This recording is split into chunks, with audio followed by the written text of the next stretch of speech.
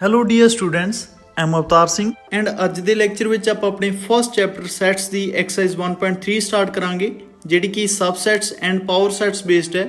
ਸੋ ਇਸ ਨੂੰ ਆਪਾਂ ਚੰਗੇ ਤਰੀਕੇ ਕਰਨਾ ਕਿਉਂਕਿ ਕਾਫੀ ਜ਼ਿਆਦਾ ਇੰਪੋਰਟੈਂਟ ਐਕਸਰਸਾਈਜ਼ ਆ। ਠੀਕ ਹੈ, ਸੋ ਫਸਟਲੀ ਆਪਾਂ ਸਬਸੈਟਸ ਦੀ ਗੱਲ ਕਰਾਂਗੇ, ਉਸ ਤੋਂ ਬਾਅਦ ਐਕਸਰਸਾਈਜ਼ 1.3 ਦੇ ਕੁਐਸਚਨਸ ਟਰਾਈ ਕਰਾਂਗੇ। ਸੋ ਫਸਟਲੀ ਜੇਕਰ ਆਪਾਂ ਸਬਸੈਟ ਦੀ ਗੱਲ ਕਰੀਏ ਤਾਂ ਮੈਂ ਇੱਕ ਐਗਜ਼ਾਮਪਲ ਤੋਂ ਕਲੀਅਰ ਕਰਨ ਦੀ ਕੋਸ਼ਿਸ਼ ਕਰਦਾ। ਜਿਵੇਂ ਕਿ ਆਪਾਂ ਐਕਸ ਸੈਟ ਲੈ ਕੇ ਚੱਲੇ ਹਾਂ, set of all students in school, okay, and ਇੱਕ ਵਾਈ ਸੈਟ ਲੈ ਕੇ ਚੱਲੇ ਹਾਂ, set of all students in class. ਹੁਣ ਓਬਵੀਅਸਲੀ ਜਿਹੜੇ ਕਿਸੇ ਕਲਾਸ ਦੇ ਬੱਚੇ ਹੈ ਉਸ ਸਕੂਲ ਦੇ ਤਾਂ ਬੱਚੇ ਹੋਣਗੇ ਹੀ ਹੋਣਗੇ, ਹੈ ਨਾ। ਤਾਂ ਆਪਾਂ ਇਹ ਵੀ ਕਹਿ ਸਕਦੇ ਹਾਂ ਵੀ ਜਿਹੜੇ ਵਾਈ ਦੇ ਮੈਂਬਰਸ ਆ ਜਾਂ ਵਾਈ ਦੇ ਐਲੀਮੈਂਟਸ ਆ ਉਹ ਐਕਸ ਦੇ ਵੀ ਹੋਣਗੇ। ਸੋ ਆਪਾਂ ਇੱਥੇ ਲਿਖਿਆ we know that every element of y is also an element of x। ਇਹ ਤਾਂ ਆਪਾਂ ਨੂੰ ਕਲੀਅਰ ਹੀ ਹੈ ਵੀ ਜਿਹੜੇ ਵੀ ਬੱਚੇ ਇਸ ਕਲਾਸ ਦੇ ਵਿੱਚ ਹੋਣਗੇ ਉਹ ਓਬਵੀਅਸਲੀ ਉਸ ਸਕੂਲ ਦੇ ਵਿੱਚ ਤਾਂ ਹੋਣਗੇ ਹੀ ਹੋਣਗੇ।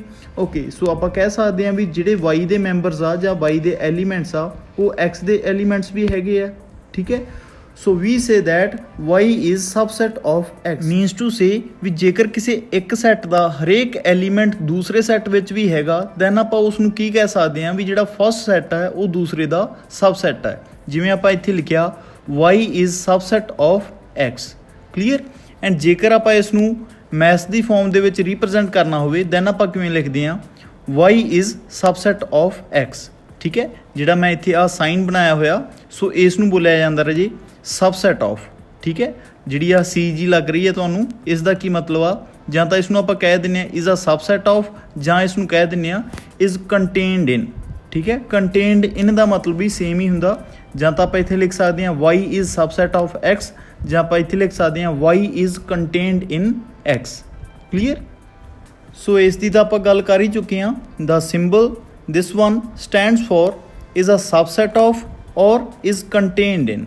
ਠੀਕ ਹੈ, ਐਂਡ ਜੇਕਰ ਆਪਾਂ ਇੱਕ ਡੈਫੀਨੇਸ਼ਨ ਹੋਰ ਦੇਣੀ ਹੋਵੇ ਸਬਸੈਟ ਦੀ ਦੈਨ ਆਪਾਂ ਇਹ ਵੀ ਕਹਿ ਸਕਦੇ ਹਾਂ set A is said to be subset of set B if every element of A is also an element of B।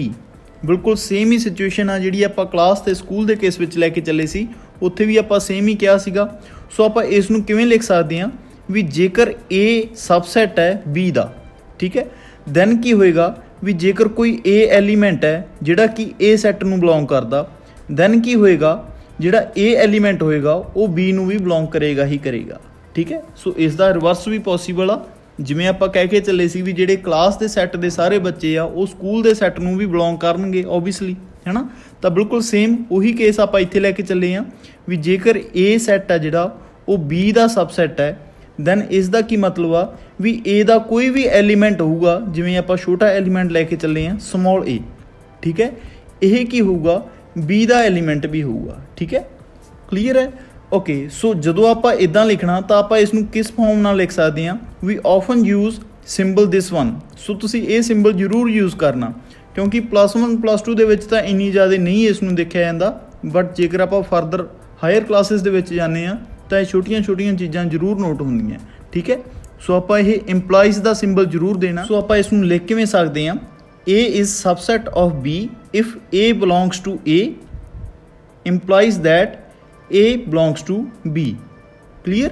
ਸੋ ਆਪਾਂ ਇਹ ਇੰਪਲਾਈਜ਼ ਦਾ ਸਿੰਬਲ ਵੀ ਜ਼ਰੂਰ ਦੇਣਾ ਜਦੋਂ ਆਪਾਂ ਇਸ ਨੂੰ ਇਸ ਫਾਰਮ ਵਿੱਚ ਲਿਖਣਾ ਹੋਵੇ। ਐਂਡ ਨੈਕਸਟ ਜੇਕਰ ਆਪਾਂ ਥੋੜ੍ਹਾ ਜਿਹਾ ਹੋਰ ਅੱਗੇ ਵਧੀਏ ਦੈਨ ਜਿਵੇਂ ਕਿ ਆਪਾਂ ਨੂੰ ਇੱਥੇ ਦਿੱਤਾ ਹੋਇਆ if A is subset of set B, okay, and B is also subset of set A। ਸੋ ਇਸ ਦਾ ਕੀ ਮਤਲਬ ਹੋਇਆ ਵੀ ਜਿਹੜੇ A ਦੇ ਐਲੀਮੈਂਟਸ ਆ ਉਹ B ਦੇ ਵਿੱਚ ਵੀ ਹੈਗੇ ਆ ਐਂਡ ਜਿਹੜੇ B ਦੇ ਐਲੀਮੈਂਟਸ ਆ ਉਹ A ਦੇ ਵਿੱਚ ਵੀ ਹੈਗੇ ਆ। ਸੋ ਇਸ ਦਾ ਕੀ ਮਤਲਬ ਹੋਇਆ ਵੀ ਜਿਹੜੇ A ਤੇ B ਹੈ ਇਹ ਦੋਨੋਂ ਇਕੁਅਲ ਸੈਟਸ ਹੈ। ਇਹੀ ਮਤਲਬ ਹੋਇਆ ਨਾ ਵੀ ਜਿਹੜੇ A ਦੇ ਐਲੀਮੈਂਟਸ ਹੈ ਉਹ ਸਾਰੇ B ਦੇ ਵੀ ਹੈਗੇ ਆ ਐਂਡ ਜਿਹੜੇ B ਦੇ ਐਲੀਮੈਂਟਸ ਹੈ ਉਹ ਸਾਰੇ A ਦੇ ਵੀ ਹੈਗੇ ਆ। ਇਹ ਤਾਂ ਹੀ ਪੋਸੀਬਲ ਆ ਜੇ A ਤੇ B ਦੋਨੋਂ ਇਕੁਅਲ ਹੋਣ। ਸੋ ਇਸ ਨੂੰ ਰਿਪਰੈਜ਼ੈਂਟ ਕਰਨ ਲਈ ਆਪਾਂ ਇਹ ਵਾਲਾ ਸਿੰਬਲ ਵੀ ਯੂਜ਼ ਕਰਦੇ ਹਾਂ। ਠੀਕ ਹੈ, ਸੋ ਇਸ ਦਾ ਕੀ ਮਤਲਬ ਹੋਇਆ ਵੀ ਦੋਨੋਂ ਸਾਈਡ ਤੇ ਇੰਪਲੀਕੇਸ਼ਨਸ, ਜਿਵੇਂ ਕਿ ਆਪਾਂ ਲਾਸਟ ਦੇ ਵਿੱਚ ਤਾਂ ਇਹ ਵਾਲਾ ਯੂਜ਼ ਕਰਕੇ ਆਏ ਸੀ ਇਹ ਵਾਲਾ ਸਿੰਬਲ, ਹੈ ਨਾ, ਬਟ ਜਦੋਂ ਆਪਾਂ ਇਸ ਤਰੀਕੇ ਗੱਲ ਕਰਾਂਗੇ ਦੈਨ ਆਪਾਂ ਦੋਨੋਂ ਸਾਈਡਸ ਤੇ ਇੰਪਲੀਕੇਸ਼ਨਸ ਵਾਲਾ ਸਿੰਬਲ ਯੂਜ਼ ਕਰਾਂਗੇ। ਠੀਕ ਹੈ, ਸੋ ਮੈਥਮੈਟਿਕਲੀ ਇਸ ਨੂੰ ਕੀ ਬੋਲਿਆ ਜਾਂਦਾ, ਇਸ ਨੂੰ ਕਿਹਾ ਜਾਂਦਾ ਰਾਜੇ if and only if, and briefly ਇਸ ਨੂੰ ਲਿਖਿਆ ਜਾਂਦਾ IFF। ਸੋ ਇਸ ਚੀਜ਼ ਨੂੰ ਛੋਟੀਆਂ ਛੋਟੀਆਂ ਗੱਲਾਂ ਇਹਨਾਂ ਨੂੰ ਤੁਸੀਂ ਕਲੀਅਰ ਕਰਕੇ ਚੱਲਿਓ, ਆਪਣੇ ਲਈ ਕਾਫੀ ਹੈਲਪਫੁਲ ਰਹਿਣਗੀਆਂ, ਠੀਕ ਹੈ। ਐਂਡ ਨੈਕਸਟ ਆਪਣੇ ਕੋਲੇ ਕੁਝ ਇੰਪੋਰਟੈਂਟ ਪੁਆਇੰਟਸ ਹੈ। ਸੋ ਜਿਵੇਂ ਕਿ ਮੈਂ ਫਸਟ ਲਿਖਿਆ ਹੋਇਆ, every set is subset of itself, means to say ਵੀ ਹਰੇਕ ਸੈੱਟ ਆਪਣੇ ਆਪ ਦਾ ਤਾਂ ਸਬਸੈਟ ਹੋਏਗਾ ਹੀ ਹੋਏਗਾ। ਜਿਵੇਂ ਕਿ ਆਪਾਂ ਐਗਜ਼ਾਮਪਲ ਦੇ ਵਿੱਚ ਵੀ ਦਿੱਤਾ ਹੋਇਆ ਵੀ ਕੋਈ ਸੈੱਟ A ਹੈ, ਇਹ ਆਪਣੇ ਆਪ ਦਾ ਸਬਸੈਟ ਵੀ ਹੈਗਾ, ਠੀਕ ਹੈ। ਸੋ ਇਸ ਦਾ ਕੀ ਮਤਲਬ ਹੋਇਆ, A is subset of A, okay. And second ਮੈਂ ਦਿੱਤਾ ਹੋਇਆ ਰਾਜੀ ਤੁਹਾਨੂੰ, phi is subset of every set. So please ਇਹਨਾਂ ਦੋਨਾਂ ਨੂੰ ਤਾਂ ਤੁਸੀਂ ਚੰਗੇ ਤਰੀਕੇ ਦਿਮਾਗ 'ਚ ਫਿੱਟ ਕਰ ਲਿਓ, ਆਪਣੇ ਸਾਰੇ ਸੈੱਟ ਚੈਪਟਰ ਵਿੱਚ ਇਹ ਦੋਨੋਂ ਯੂਜ਼ ਹੋਣਗੀਆਂ। So phi is subset of every set.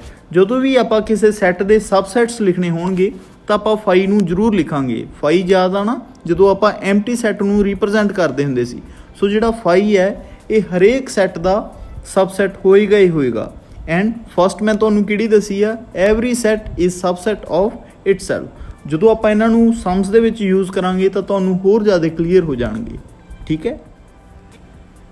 And ਆਪਣਾ ਨੈਕਸਟ ਟੌਪਿਕ ਹੈ ਪ੍ਰੋਪਰ ਸਬਸੈਟ ਐਂਡ ਸੁਪਰਸੈਟ, ਓਕੇ। ਸੋ ਇਹ ਵੀ ਕਾਫੀ ਜ਼ਿਆਦਾ ਇੰਪੋਰਟੈਂਟ ਟੌਪਿਕ ਰਹੇਗਾ। ਸੋ ਆਪਾਂ ਰੀਡ ਕਰਦੇ ਹਾਂ ਇੱਕ ਵਾਰ, let A and B be two sets. So ਮੈਂ A ਤੇ B ਦੋ ਸੈਟਸ ਲੈ ਕੇ ਚੱਲੇ ਹਾਂ। ਜੇਕਰ A is subset of B and A is not equals to B। So please ਇਸ ਨੂੰ ਫਿਰ ਤੋਂ ਮੈਂ ਰਿਪੀਟ ਕਰ ਰਿਹਾ ਵੀ ਜੇਕਰ ਆਪਾਂ ਨੂੰ A ਦਿੱਤਾ ਹੋਇਆ ਸਬਸੈਟ B ਦਾ, ਬਟ A ਤੇ B ਦੋਨੋਂ ਇਕੁਅਲ ਨਹੀਂ ਹੈਗੇ, ਠੀਕ ਹੈ, then A is called proper subset of B। Clear, ਵੀ ਜੇਕਰ ਆਪਾਂ ਨੂੰ A ਤਾਂ ਸਬਸੈਟ ਦਿੱਤਾ ਹੋਇਆ B ਦਾ, ਬਟ A ਤੇ B ਇਕੁਅਲ ਨਹੀਂ ਹੈਗੇ, ਸੋ ਇਸ ਦਾ ਕੀ ਮਤਲਬ ਹੋਏਗਾ ਵੀ ਜਿਹੜਾ A ਹੈ ਉਹ ਪ੍ਰੋਪਰ ਸਬਸੈਟ ਹੈ B ਦਾ। ਕਲੀਅਰ, ਐਂਡ ਜਿਹੜਾ B ਹੋਏਗਾ ਸੋ ਉਸ ਨੂੰ ਕੀ ਕਿਹਾ ਜਾਏਗਾ, ਸੁਪਰਸੈਟ ਆਫ A। ਸੋ ਇਸ ਨੂੰ ਪਲੀਜ਼ ਡੈਫੀਨੇਸ਼ਨ ਨੂੰ ਚੰਗੇ ਤਰੀਕੇ ਕਲੀਅਰ ਕਰ ਲਿਓ ਵੀ ਜੇਕਰ ਆਪਾਂ ਨੂੰ A ਤੇ B ਦੋ ਸੈਟਸ ਦਿੱਤੇ ਹੋਏ ਆ ਐਂਡ A ਹੈ ਜਿਹੜਾ ਉਹ ਸਬਸੈਟ ਹੈਗਾ B ਦਾ, ਐਂਡ A ਤੇ B ਇਕੁਅਲ ਨਹੀਂ ਹੈਗੀ, ਦੈਨ ਜਿਹੜਾ A ਹੋਊਗਾ ਉਸ ਨੂੰ ਪ੍ਰੋਪਰ ਸਬਸੈਟ ਕਿਹਾ ਜਾਊਗਾ B ਦਾ, ਐਂਡ ਜਿਹੜਾ B ਹੋਊਗਾ ਉਸ ਨੂੰ ਸੁਪਰਸੈਟ ਕਿਹਾ ਜਾਊਗਾ। ਜਦੋਂ ਆਪਾਂ ਕੁਐਸਚਨਸ ਕਰਾਂਗੇ, ਮੈਂ ਤੁਹਾਨੂੰ ਵਾਰ-ਵਾਰ ਕਹਿ ਰਿਹਾ, ਆਪਾਂ ਨੂੰ ਇਹ ਹੋਰ ਜ਼ਿਆਦਾ ਕਲੀਅਰ ਹੋ ਜਾਣਗੇ, ਠੀਕ ਹੈ। ਜਿਵੇਂ ਕਿ ਮੈਂ ਐਗਜ਼ਾਮਪਲ ਵੀ ਦਿੱਤੀ ਹੋਈ ਆ, ਐਗਜ਼ਾਮਪਲ ਦੇ ਵਿੱਚ ਦੇਖੋ ਆਪਾਂ ਧਿਆਨ ਨਾਲ, ਜਿਵੇਂ ਕਿ A ਸੈੱਟ ਲੈ ਕੇ ਚੱਲਿਆ ਮੈਂ 1 2 3, ਠੀਕ ਹੈ, ਐਂਡ ਜਿਹੜਾ B ਹੈ, B ਆਪਣੇ ਕੋਲ ਕਿਹੜਾ ਹੈਗਾ 1 2 3 4। ਹੁਣ ਦੇਖੋ ਵੀ ਜਿਹੜਾ A ਹੈ, A ਦੇ ਸਾਰੀ ਐਲੀਮੈਂਟਸ B ਦੇ ਵਿੱਚ ਤਾਂ ਹੈਗੇ ਆ, ਸੋ A ਆਪਣਾ ਜਿਹੜਾ ਇਹ ਹੈਗਾ ਇਹ ਸਬਸੈਟ ਹੋਊਗਾ B ਦਾ, ਬਟ ਜਿਹੜਾ A ਤੇ B ਹੈ ਇਹ ਦੋਨੋਂ ਇਕੁਅਲ ਤਾਂ ਨਹੀਂ ਹੈਗੇ, ਬਿਕੋਜ਼ ਜਿਹੜੇ B ਦੇ ਐਲੀਮੈਂਟਸ ਹੈ ਉਹ ਤਾਂ A ਦੇ ਵਿੱਚ ਹੈ ਹੀ ਨਹੀਂ ਗੇ ਸਾਰੇ ਦੇ ਸਾਰੇ, ਠੀਕ ਹੈ। ਸੋ ਇਸ ਦਾ ਕੀ ਮਤਲਬ ਹੋਇਆ, A is contained in B and A is not equals to B. So that means A is proper subset of B and B is superset of A. Clear? So next ਆਪਾਂ exercise 1.3 ਦੇ questions try ਕਰਦੇ ਹਾਂ। ਜਿਵੇਂ ਕਿ ਆਪਾਂ ਨੂੰ first question ਦਿੱਤਾ ਹੋਇਆ, make the correct statements by filling in the symbols contained in ਜਾਂ is subset of or is not subset of। ਜਿਹੜਾ ਇਹ ਵਾਲਾ ਸਿੰਬਲ ਸੀ ਇਹ ਆਪਣਾ ਸਕਿਪ ਹੋ ਗਿਆ ਸੀਗਾ। ਸੋ ਇਸ ਦਾ ਕੀ ਮਤਲਬ ਆ, is not subset of or is not contained in, and ਇਸ ਦਾ ਤਾਂ ਮਤਲਬ ਆਪਾਂ ਕਲੀਅਰ ਕਰ ਹੀ ਲਿਆ ਸੀਗਾ, is subset of or is contained in, and ਇਸ ਦਾ ਮਤਲਬ ਰਹੇਗਾ ਰਾਜੇ is not contained in or is not subset of। ਸੋ ਹੁਣ ਆਪਾਂ ਇਹ ਦੇਖਣਾ ਵੀ ਇਹਨਾਂ ਸਾਰੇ ਕੁਐਸਚਨਸ ਦੇ ਵਿੱਚ ਇਹਨਾਂ ਦੋਨੋਂ ਸਿੰਬਲਸ ਦੇ ਵਿੱਚੋਂ ਕਿਹੜਾ ਸਿੰਬਲ ਯੂਜ਼ ਹੋਊਗਾ, ਠੀਕ ਹੈ। ਸੋ ਜਿਵੇਂ ਕਿ ਆਪਾਂ ਨੂੰ ਫਸਟ ਕੁਐਸਚਨ ਦਿੱਤਾ ਹੋਇਆ, ਇੱਕ ਸੈੱਟ ਦਿੱਤਾ ਹੋਇਆ ਜਿਸ ਦੇ ਐਲੀਮੈਂਟਸ ਹੈ 2 3 ਐਂਡ 4, ਐਂਡ ਇੱਕ ਸੈੱਟ ਹੋਰ ਦਿੱਤਾ ਹੋਇਆ ਜਿਸ ਦੇ ਐਲੀਮੈਂਟਸ ਹੈ 1 2 3 4 ਐਂਡ 5।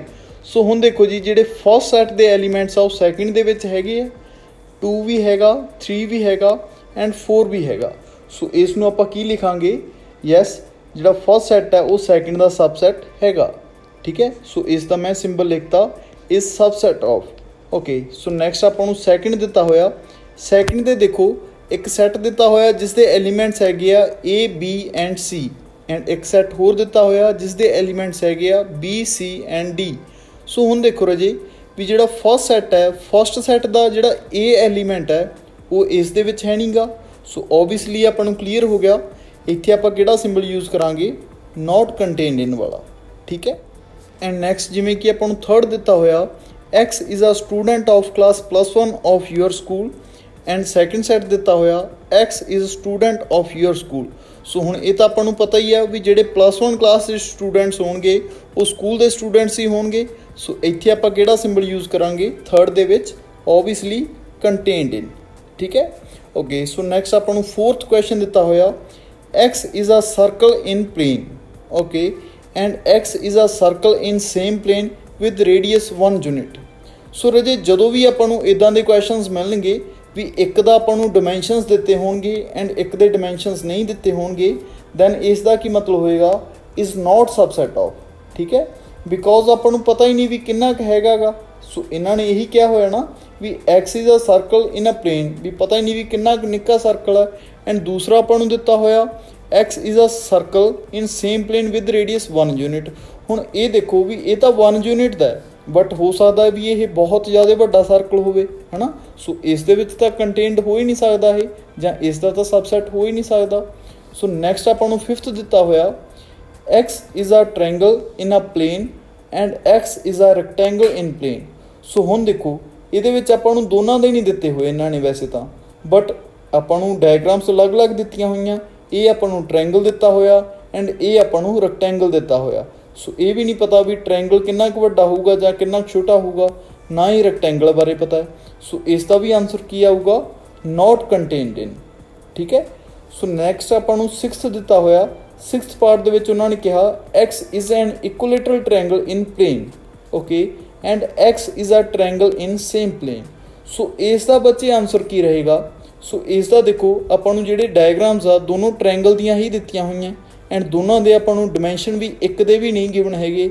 ਸੋ ਇਸ ਦਾ ਆਨਸਰ ਕੀ ਆਊਗਾ contained in, means to say ਵੀ ਸਬਸੈਟ ਇਹ ਹੈਗਾ।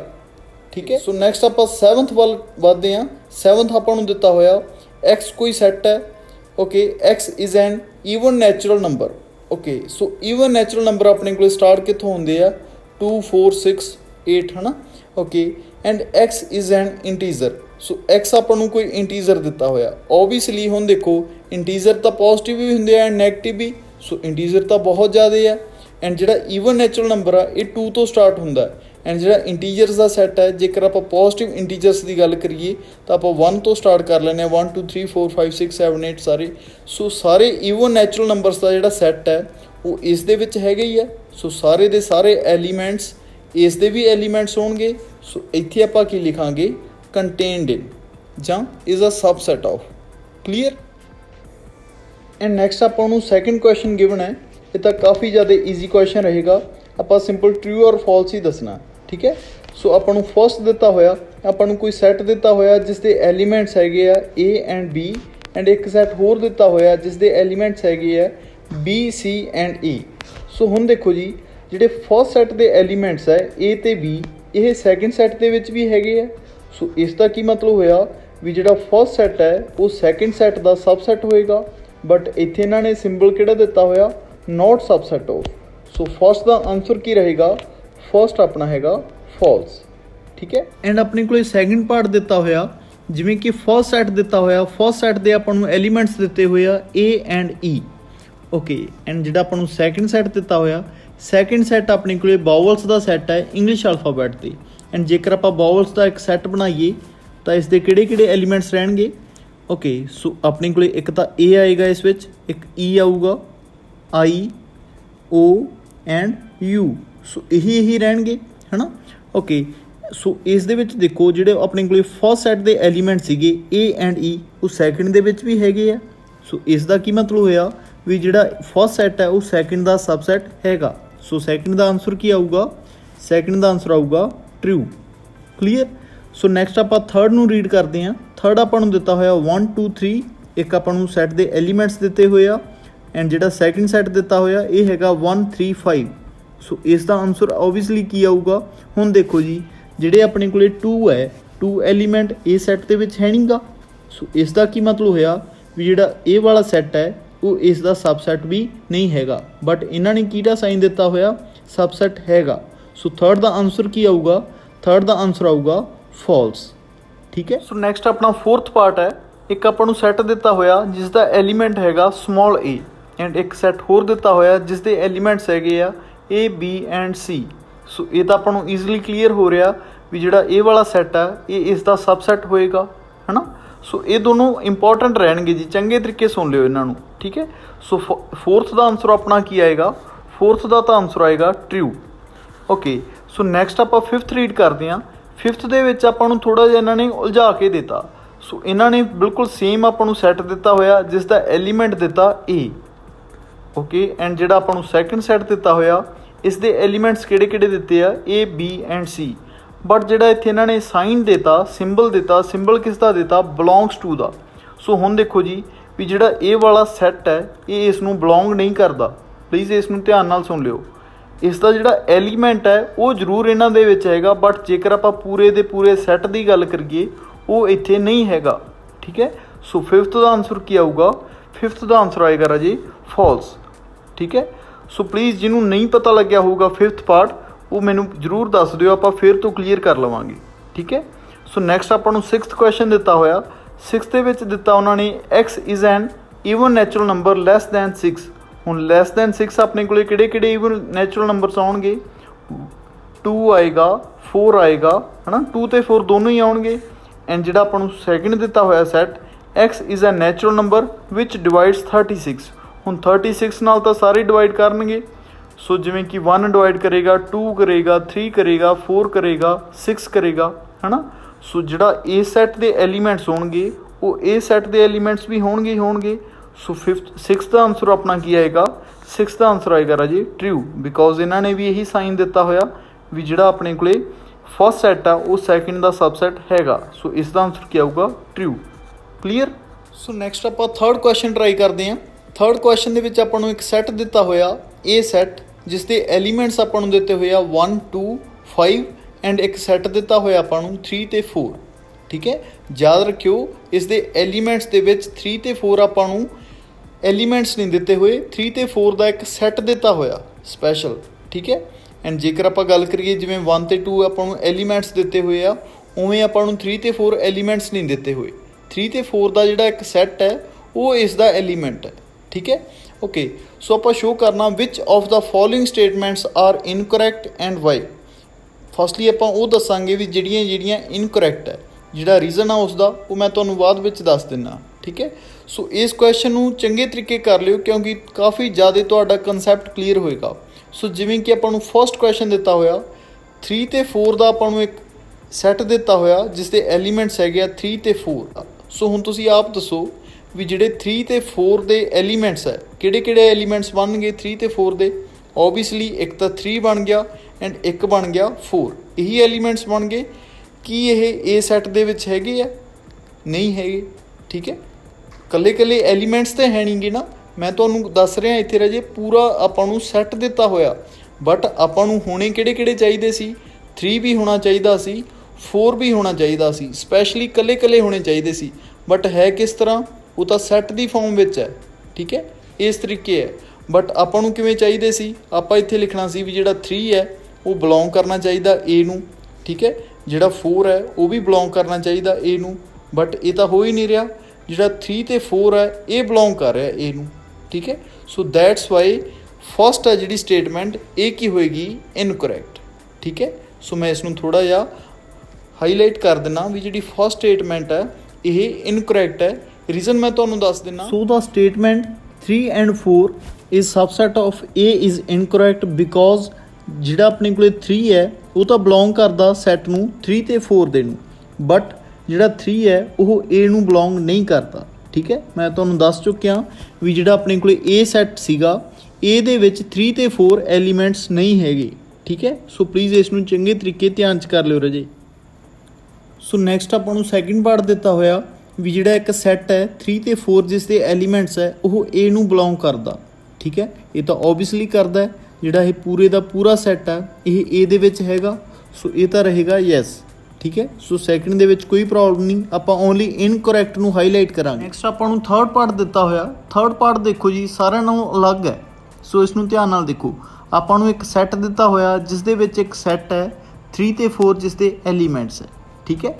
ਸੋ ਇਹ ਆਪਾਂ ਦੱਸਣਾ ਵੀ ਸਬਸੈਟ ਹੈਗਾ A ਦਾ ਕਿ ਨਹੀਂ ਹੈਗਾ। ਸੋ ਓਬਵੀਅਸਲੀ ਦੇਖੋ ਵੀ ਜਿਹੜਾ ਆਪਣੇ ਕੋਲ ਇਹ ਸੈੱਟ ਦਿੱਤਾ ਹੋਇਆ ਇਸ ਦੇ ਐਲੀਮੈਂਟਸ ਕਿਹੜੇ ਕਿਹੜੇ ਆ।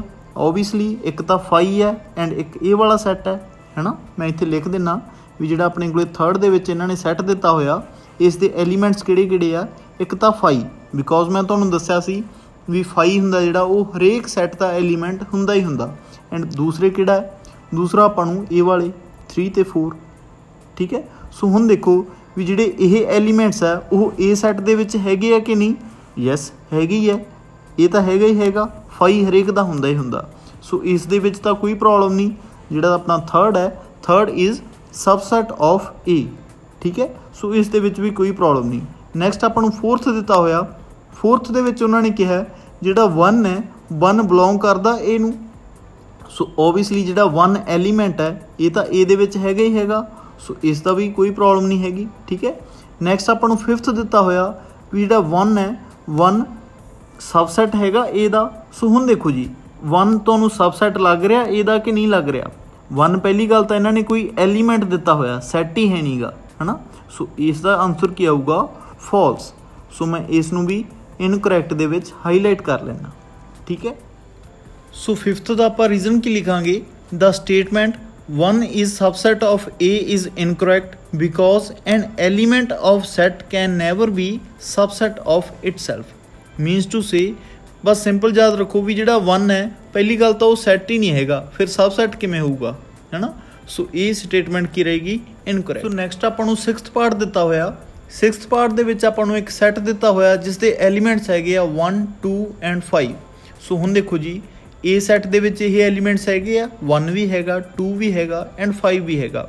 ਸੋ ਦੈਟ ਮੀਨਸ ਵੀ ਜਿਹੜਾ ਫਸਟ ਸੈੱਟ ਹੈ ਉਹ A ਦਾ ਸਬਸੈਟ ਹੈਗਾ। ਸੋ ਇਸ ਦੇ ਵਿੱਚ ਵੀ ਕੋਈ ਪ੍ਰੋਬਲਮ ਨਹੀਂ ਬਿਕੋਜ਼ ਆਪਾਂ ਓਨਲੀ ਇਨਕਰੈਕਟ ਨੂੰ ਹਾਈਲਾਈਟ ਕਰ ਰਹੇ ਹਾਂ ਓਕੇ। ਐਂਡ ਨੈਕਸਟ ਆਪਾਂ ਨੂੰ 7th ਪਾਰਟ ਦਿੱਤਾ ਹੋਇਆ। 7th ਪਾਰਟ ਦੇ ਵਿੱਚ ਧਿਆਨ ਨਾਲ ਦੇਖੋ ਆਪਾਂ ਨੂੰ ਇੱਕ ਸੈੱਟ ਦਿੱਤਾ ਹੋਇਆ ਜਿਸ ਦੇ ਐਲੀਮੈਂਟਸ ਹੈਗੇ ਆ 1 2 ਐਂਡ 5 ਬਟ ਇੱਥੇ ਜਿਹੜਾ ਸਾਈਨ ਦਿੱਤਾ ਹੋਇਆ ਇਹ ਬਿਲੋਂਗਸ ਟੂ ਦਾ ਦਿੱਤਾ ਹੋਇਆ ਓਕੇ। ਸੋ ਜਿਹੜਾ ਇਹ ਸੈੱਟ ਹੈ ਇਹ A ਨੂੰ ਬਿਲੋਂਗ ਕਰਦਾ ਕਿ ਨਹੀਂ ਕਰਦਾ। ਬਸ ਸਿੰਪਲੀ ਧਿਆਨ ਨਾਲ ਤੁਸੀਂ ਇਹ ਦੇਖਣਾ ਵੀ ਜਿਹੜਾ A ਵਾਲਾ ਪੂਰਾ ਸੈੱਟ ਹੈ ਇਹ A ਦੇ ਵਿੱਚ ਹੈਗਾ ਕਿ ਨਹੀਂ ਹੈਗਾ।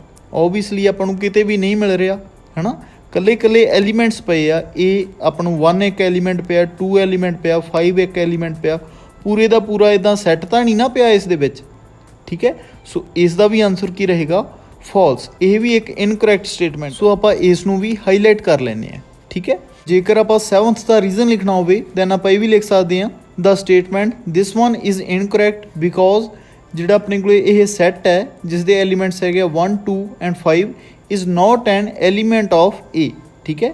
ਆਪਾਂ ਨੂੰ ਕਿਤੇ ਇਹ A ਸੈੱਟ ਦਾ ਐਲੀਮੈਂਟ ਤਾਂ ਨਹੀਂ ਨਾ ਨਜ਼ਰ ਆ ਰਿਹਾ ਇਸ ਦੇ ਵਿੱਚ, ਪੂਰੇ ਦਾ ਪੂਰਾ ਇਹ ਤਾਂ ਨਹੀਂ ਦਿੱਤਾ ਹੋਇਆ ਨਾ ਆਪਾਂ ਨੂੰ, ਇਹ ਵਾਲਾ ਪੂਰਾ ਤਾਂ ਨਹੀਂ ਦਿੱਤਾ ਹੋਇਆ 1 2 ਐਂਡ 5 A ਸੈੱਟ ਦੇ ਵਿੱਚ ਤਾਂ ਨਹੀਂ ਇਹ ਤੁਹਾਨੂੰ ਕਿਤੇ ਨਜ਼ਰ ਆ ਰਿਹਾ ਠੀਕ ਹੈ। ਸੋ ਇਸ ਦਾ ਕੀ ਮਤਲਬ ਹੋਇਆ ਵੀ ਜਿਹੜਾ ਇਹ 7th ਸਟੇਟਮੈਂਟ ਹੈ ਇਹ ਆਪਾਂ ਨੂੰ ਫਾਲਸ ਦਿੱਤੀ ਹੋਈ ਹੈ ਠੀਕ ਹੈ। ਸੋ ਨੈਕਸਟ ਆਪਾਂ 8th ਪਾਰਟ ਦੀ ਗੱਲ ਕਰਦੇ ਹਾਂ। 8th ਪਾਰਟ ਦੇ ਵਿੱਚ ਆਪਾਂ ਨੂੰ ਇੱਕ ਸੈੱਟ ਦਿੱਤਾ ਹੋਇਆ ਜਿਸ ਦੇ ਐਲੀਮੈਂਟਸ ਹੈਗੇ ਆ 1 2 ਐਂਡ 3। ਸੋ ਹੁਣ ਦੇਖੋ ਜੀ ਇਹ ਵਾਲਾ ਸੈੱਟ ਹੈ ਜਿਹੜਾ ਇਹ A ਦਾ ਸਬਸੈਟ ਹੈਗਾ ਕਿ ਨਹੀਂ ਹੈਗਾ। ਸੋ ਧਿਆਨ ਨਾਲ ਦੇਖੋ ਜਿਹੜਾ ਆਪਣੇ ਕੋਲੇ 3 ਹੈ 3 ਇਸ ਦੇ ਵਿੱਚ ਹੈ ਹੀ ਨਹੀਂਗਾ ਹੈ ਨਾ। 3 ਐਲੀਮੈਂਟ ਤਾਂ ਤੁਹਾਨੂੰ ਕਿਤੇ ਨਜ਼ਰ ਨਹੀਂ ਆ ਰਿਹਾ। 3 ਐਂਡ 4 ਦਾ ਪੂਰਾ ਸੈੱਟ ਜ਼ਰੂਰ ਪਿਆ, 3 ਐਲੀਮੈਂਟ ਤਾਂ ਹੈ ਨਹੀਂ ਨਾ ਕਿਤੇ। ਸੋ ਬਟ ਇੱਥੇ ਆਪਾਂ ਨੂੰ 3 ਐਲੀਮੈਂਟ ਦਿੱਤਾ ਹੋਇਆ। ਸੋ ਜਿਹੜੀ 8th ਸਟੇਟਮੈਂਟ ਆ ਇਹ ਵੀ ਕੀ ਹੋਏਗੀ, ਫਾਲਸ ਹੋਏਗੀ ਠੀਕ ਹੈ, ਇਨਕਰੈਕਟ ਸਟੇਟਮੈਂਟ ਹੈ। ਸੋ ਇਸ ਦਾ ਵੀ ਰੀਜ਼ਨ ਮੈਂ ਤੁਹਾਨੂੰ ਦੱਸ ਦਿੰਦਾ। The statement this one is incorrect because ਜਿਹੜਾ 3 ਹੈ ਉਹ ਬਿਲੋਂਗ ਕਰਦਾ ਇੱਕ ਸੈੱਟ ਨੂੰ 1 2 ਐਂਡ 3 ਦੇ ਨੂੰ, ਬਟ ਜਿਹੜਾ 3 ਹੈ ਉਹ A ਨੂੰ ਬਿਲੋਂਗ ਨਹੀਂ ਕਰਦਾ। ਬਸ ਤੁਸੀਂ ਸਿੰਪਲੀ ਇਹ ਕਹਿ ਸਕਦੇ ਹੋ ਵੀ ਜਿਹੜਾ 3 ਹੈ ਉਹ A ਨੂੰ ਬਿਲੋਂਗ ਨਹੀਂ ਕਰਦਾ। ਓਬਵੀਅਸਲੀ ਆਪਾਂ ਨੂੰ ਪਤਾ ਹੀ ਹੈ ਨਾ, ਮੈਂ ਤੁਹਾਨੂੰ ਇਹੀ ਦੱਸ ਕੇ ਹਟਿਆ ਵੀ ਜਿਹੜਾ ਆਪਣੇ ਕੋਲ A ਸੈੱਟ ਸੀਗਾ ਇਸ ਦੇ ਵਿੱਚ 3 ਕੋਈ ਐਲੀਮੈਂਟ ਤਾਂ ਹੈ ਹੀ ਨਹੀਂ ਹੈਗਾ ਠੀਕ ਹੈ। ਸੋ ਨੈਕਸਟ ਆਪਾਂ ਨੂੰ 9th ਪਾਰਟ ਗਿਵਨ ਹੈ। 9th ਤੇ 10th ਪਾਰਟ ਨੂੰ ਨਾ ਧਿਆਨ ਨਾਲ ਕਰ ਲਿਓ ਬਿਕੋਜ਼ ਇਸ ਵਿੱਚੋਂ ਤੁਹਾਨੂੰ ਕਨਸੈਪਟ ਕਲੀਅਰ ਹੋਏਗਾ। 9th ਪਾਰਟ ਵਿੱਚ ਉਹਨਾਂ ਨੇ ਦਿੱਤਾ ਹੋਇਆ 5 belongs to A and 10th part ਵਿੱਚ ਦਿੱਤਾ ਹੋਇਆ 5 ਇਜ਼ ਸਬਸੈਟ ਆਫ A। ਮੈਂ ਤੁਹਾਨੂੰ ਇੰਪੋਰਟੈਂਟ ਪੁਆਇੰਟਸ ਦੇ ਵਿੱਚ ਇੱਕ ਪੁਆਇੰਟ ਲਿਖਾਇਆ ਸੀਗਾ 5 is subset of every set. So 10th ਵਿੱਚ ਤਾਂ ਇਹ ਹੋਲਡ ਕਰ ਰਿਹਾ 5 is subset of every set ਵੀ 5 ਹੈ ਜਿਹੜਾ ਉਹ ਤਾਂ ਹਰੇਕ ਸੈੱਟ ਦਾ ਸਬਸੈਟ ਹੋਏਗਾ। ਸੋ 10th ਦੀ ਸਟੇਟਮੈਂਟ ਤਾਂ ਕੀ ਆਏਗੀ, ਕਰੈਕਟ ਆਏਗੀ, ਨੋ ਪ੍ਰੋਬਲਮ ਆ ਹੈ ਨਾ। ਬਟ 9th ਦੇ ਵਿੱਚ ਦੇਖੋ 9th ਦੇ ਵਿੱਚ ਉਹਨਾਂ ਨੇ ਆਪਾਂ ਨੂੰ ਕੀ ਦਿੱਤਾ ਹੋਇਆ 5 ਬਿਲੋਂਗਸ ਟੂ A। ਹੁਣ ਦੇਖੋ ਜੀ 5 ਬਿਲੋਂਗ ਤਾਂ ਨਹੀਂ ਨਾ ਕਰ ਰਹੀ A ਨੂੰ, 5 ਸਬਸੈਟ ਜ਼ਰੂਰ ਹੈਗੀ ਹੈ, 5 A ਨੂੰ ਬਿਲੋਂਗ ਤਾਂ ਨਹੀਂ ਕਰ ਰਹੀ, ਕੋਈ ਆਪਾਂ ਨੂੰ ਇੱਥੇ 5 ਨਜ਼ਰ ਤਾਂ ਨਹੀਂ ਆ ਰਹੀ। ਸੋ ਇਸ ਦਾ ਕੀ ਰੀਜ਼ਨ ਆਏਗਾ, ਸੋ ਇਹ ਆਪਣੇ ਕੋਲੇ ਇਨਕਰੈਕਟ ਸਟੇਟਮੈਂਟ ਆਏਗੀ ਠੀਕ ਹੈ। ਮੈਂ ਤੁਹਾਨੂੰ ਰੀਜ਼ਨ ਵੀ ਲਿਖਵਾ ਦਿੰਦਾ। ਦਿਸ one is incorrect because 5 is not N element of A। ਜਿਹੜਾ 5 ਹੈ ਉਹ ਆਪਣੇ ਕੋਲੇ ए ਦੇ ਵਿੱਚ ਕੋਈ ਵੀ ਐਲੀਮੈਂਟ ਨਹੀਂ ਹੈਗਾ। ਠੀਕ ਹੈ, ए ਸੈੱਟ ਦੇ ਵਿੱਚ ਤਾਂ ਕੋਈ ਵੀ ਫਾਈ ਨਾਮ ਦਾ ਐਲੀਮੈਂਟ ਹੈ ਨਹੀਂ ਗਾ ਨਾ। ਸੋ ਜਿਹੜੀ ਇਹ ਸਟੇਟਮੈਂਟ ਹੈ ਇਹ ਕੀ ਹੋਏਗੀ? ਫਾਲਸ।